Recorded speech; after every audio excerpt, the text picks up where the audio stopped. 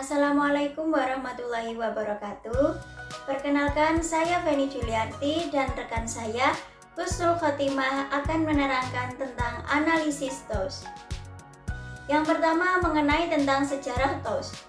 Sejarah analisis TOS diperkenalkan oleh Heinz Weyrich pada tahun 1982 di University of San Francisco. Menurut Fred R. David tahun 2004, matriks TOS yaitu Threats, Opportunities, Weakness, and Strengths merupakan perangkat pencocokan yang penting untuk membantu seorang manajer. Analisis TOS merupakan identifikasi berbagai faktor secara sistematis untuk merumuskan strategi suatu organisasi untuk menuju suatu visi. TOS terdiri dari faktor internal yang meliputi kekuatan dan kelemahan, serta faktor eksternal yang terdiri dari peluang dan tantangan.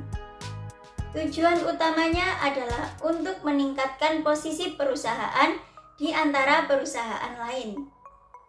Manajemen strategis dimulai dari adanya perencanaan yang mendalam dengan menerapkan analisis TOS dan SWOT.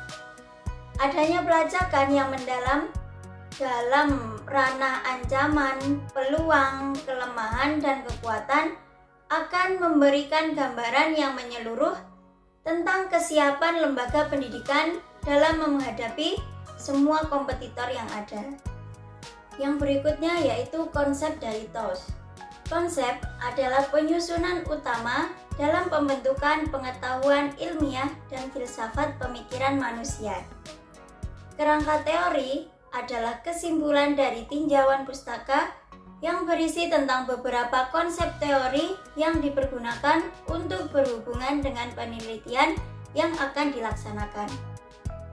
Berdasarkan kerangka teori tersebutlah disusun kerangka konseptual, yaitu suatu bagan yang menggambarkan hubungan antara konsep yang akan diteliti.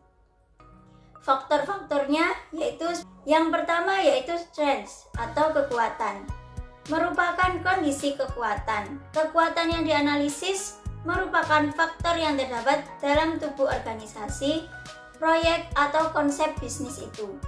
Yang kedua yaitu weakness atau kelemahan, merupakan kondisi kelemahan yang dianalisis merupakan faktor yang terdapat dalam organisasi, proyek atau konsep bisnis. Yang ketiga yaitu opportunities atau peluang, merupakan kondisi peluang yang berkembang di masa yang akan datang. Kondisi yang terjadi ini merupakan peluang dari luar organisasi, proyek atau konsep bisnis. Yang keempat yaitu threats atau tantangan, merupakan kondisi yang mengancam dari luar yang dapat mengganggu organisasi, proyek, atau konsep bisnis itu sendiri. Yang berikutnya yaitu langkah-langkah TOS. Berdasarkan analisa matriks TOS, dilakukan 4 langkah dalam penyusunannya, yaitu yang pertama, memaksimalkan potensi atau kekuatan.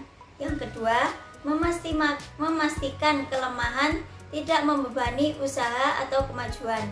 Yang ketiga, memaksimalkan peluang yang tersedia, dan yang keempat mengantisipasi segala bentuk tantangan dan menyediakan beberapa solusi. Berdasarkan dari 4 langkah tersebut, matriks TOS ini juga dihasilkan 4 strategi pencapaian targetnya. Yang pertama yaitu SO atau Aggressive Strategy, menggunakan kekuatan internal untuk mengambil kesempatan yang ada di luar. Strategi ini dibuat berdasarkan jalan pikiran perusahaan, yaitu dengan memanfaatkan seluruh kekuatan untuk merebut dan memanfaatkan peluang sebesar-besarnya. Yang kedua yaitu ST, Diversification Strategy, menggunakan kekuatan internal untuk menghindari ancaman yang ada di luar. Strategi dalam menggunakan kekuatan yang dimiliki perusahaan untuk mengatasi ancaman yang ada. Yang ketiga yaitu WO atau turn around, menggunakan kesempatan eksternal yang ada untuk mengurangi kelemahan internal. Strategi WO ini memiliki prinsip mini-maksi. Kedua strategi berusaha meminimalkan kelemahan dan untuk memaksimalkan peluang.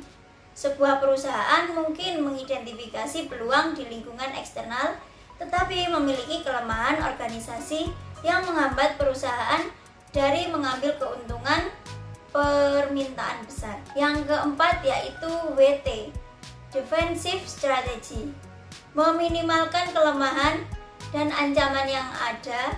Secara umum, strategi ini didasarkan pada kegiatan yang bersifat defensif dan berusaha meminimalkan kelemahan yang ada serta menghindari ancaman. Tujuan dari strategi WT ini adalah meminimalkan kedua kelemahan tersebut dan ancaman. Sebuah perusahaan dihadapkan dengan ancaman eksternal dan kelemahan internal. Yang keempat yaitu contoh TOS. Analisis ini didasarkan pada logika. Analisis TOS lebih memastikan kita dapat memperhitungkan dan memanfaatkan dengan baik setiap peluang di luar untuk peningkatan bisnis di saat bersamaan kita juga dapat mengetahui dan memanfaatkan potensi dari internal. Dengan menganalisa eksternal tersebut, TOS Matrix kita juga mampu mengantisipasi tantangan dari setiap perubahan eksternal, bahkan mengubahnya menjadi sebuah peluang yang baru. Yang pertama contohnya yaitu strategi SO, Strength Opportunity. Mempertahankan kualitas produk yang telah diciptakan dan mengembangkan variasi produk dengan kemampuan yang dimiliki oleh karyawan. Yang kedua yaitu strategi WO, Weakness Opportunity. Dengan cara melakukan pemasaran secara online dengan memanfaatkan sosial media dan meningkatkan sistem pengelolaan keuangan. Yang ketiga yaitu strategi ST, Strength Trade. Dengan mempertahankan harga produk yang terjangkau agar tidak kalah saing dengan perusahaan lain dan mencari alternatif dalam mencari pemasok bahan baku dengan kualitas yang sama. Dan yang terakhir yaitu strategi WT, Weakness and Trades, yaitu dengan mengadakan kegiatan promosi yang menarik guna menarik minat pelanggan dan menyesuaikan sistem kerja karyawan yang tepat dalam proses produksi dan pemasaran. Selanjutnya akan dibacakan oleh rekan saya yaitu Husnul Khotimah. Selanjutnya yaitu analisis yang didasarkan pada logika yang dapat memaksimalkan kekuatan dan peluang, namun dapat meminimalisir dari kelemahan dan juga ancaman. Untuk analisis ini dibagi menjadi dua indikator, yang pertama eksternal dan yang kedua internal. Dari eksternal yaitu yang pertama ekonomi yang terjadi di suatu negara pasti akan berpengaruh pada kondisi keuangan suatu instansi. Yang kedua yaitu budaya atau kebiasaan yang ada di masyarakat dan dapat mempengaruhi kondisi suatu instansi karena budaya akan mempengaruhi pola hidup dari masyarakat tersebut. Dan yang ketiga yaitu pasar. Maksud dari pasar ini adalah kondisi jual beli yang terjadi di masyarakat yang menjadikan pasar di sini meninjau pula kondisi persaingan antara produk dari beberapa perusahaan untuk memperebutkan konsumen. Selanjutnya yaitu indikator internal. Analisis faktor internal dapat dipandang sebagai kekuatan atau kelemahan tergantung pada dampaknya terhadap tujuan perusahaan.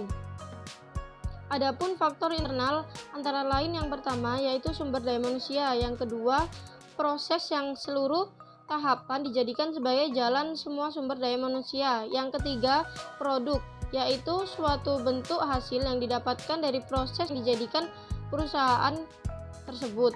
Yang keempat yaitu harga atau nilai suatu jasa baik barang yang digunakan selama proses maupun barang atau produk yang dihasilkan dari proses tersebut, yaitu tempat dan saluran distribusi. Yang dimaksud itu seperti tempat di mana organisasi itu menjalankan semua aktivitas, baik dari aktivitas produksi sampai aktivitas distribusi.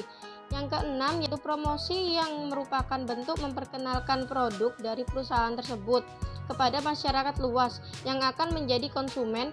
Dan yang ketujuh yaitu layanan konsumen seperti bentuk kepedulian organisasi kepada masyarakat. guna untuk konsumen produk jasa mendengarkan semua keluhan, kritik, dan saran dari konsumen tersebut. Selanjutnya yaitu strategi dalam memanfaatkan peluang. Yang pertama, cepatnya perkembangan teknologi. Yang kedua, semakin mudah mengakses informasi. Dan yang ketiga, banyaknya lapangan pekerjaan. Selanjutnya yaitu strategi dalam meminimalisir tantangan. Yang pertama, semakin banyaknya biaya pendidikan. Dan yang kedua, semakin banyak tugas dari pendidikan. Sekian penjelasan dari saya dan rekan saya. Apabila ada salah kata, salah ucap, mohon dimaafkan. Wassalamualaikum warahmatullahi wabarakatuh.